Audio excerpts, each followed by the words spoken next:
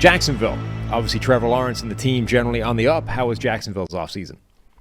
I think the key here for Jacksonville was, for the first time in forever, when they lost players, they had in-house replacements, so they didn't have to go out and spend a ton of money. So you lose Jawan Taylor, and of course, Cam Robinson's suspension, a different thing. But you have a second-round pick in Walker Little, who had some good tape last year, that can step in. I think now he's going to be a starter at left tackle with their first-round pick in Anton Harrison at right tackle. But, you lose defensive linemen on this, in free agency, in Arden Key, in Dwayne Smoot, who's still unsigned, but nevertheless, you have depth on both the interior and at edge. I think they could add another body on the edge, but nevertheless, for the first time, they did not have to chase after talent because there was some gaping hole left by a departing free agent.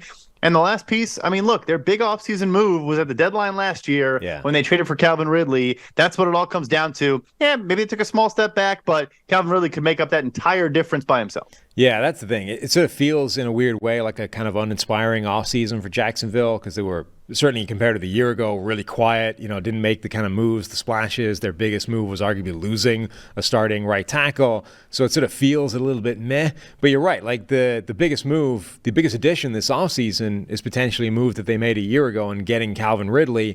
Ridley has the potential to be by far their best wide receiver. And is still in his prime. It's not like he was left with a catastrophic injury or, just spent time completely away from the game. This was somebody suspended for the betting stuff and sort of spent his time staying ready, getting ready. I don't imagine any reason why he won't come in and be the exact player that he was when he left, if not even better. So I think that could be a fantastic move for them. Don't love their draft top to bottom. Don't hate it either. Just sort of one of those ones that lands in the middle for me. Anton Harrison, the guy you expect to come in and play right tackle for them right away, I think is a solid guy, a solid addition, a really nice player on the move, a really good zone blocker in particular for me. Love Parker Washington in the 6th round, the Penn State wide receiver. Generally, I think this was just a solid draft that ticked a lot of those spot areas of need for them.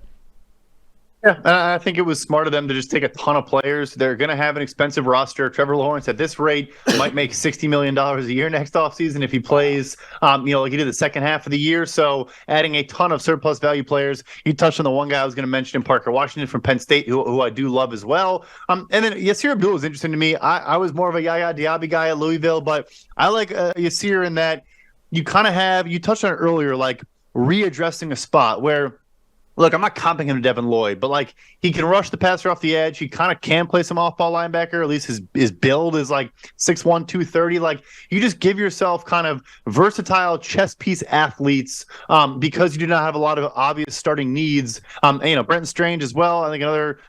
He's also a Penn State guy. Anyway, I think like you said, hitting a lot of singles, maybe a couple doubles. Yeah. Nothing exciting, but I think that's what contending teams do. And Jacksonville obviously wants to be one of those for a while. It's true, and you probably your interpretation of those moves probably changes depending on how good the team is. Jacksonville's now moving into this world for the first time in a while of being a contender team. Maybe when you look sort of from the preseason, maybe the first time ever.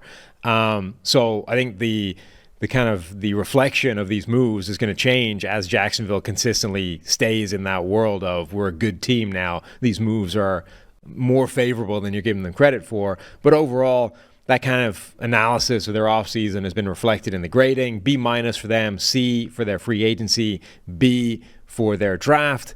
Just a kind of solid but uninspiring offseason.